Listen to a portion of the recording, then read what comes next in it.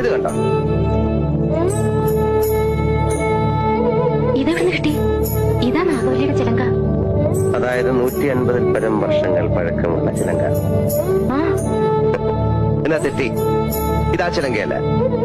ഇതിന് 5 വർഷത്തെ പഴക്കം പോലുമില്ല. എന്ന് വെച്ചാൽ നാഗവല്ലിയുടെ വിലപിടിപ്പുള്ള ഒറിജിനൽ ചിലങ്ക തെക്കിനിയിൽ നിന്ന് പോയി എന്നർത്ഥം. എവിടെ പോവാൻ? ഇത് തന്നെ ആണെന്ന് തോന്നാം, പക്ഷെ ഒറിജിനൽ അല്ല.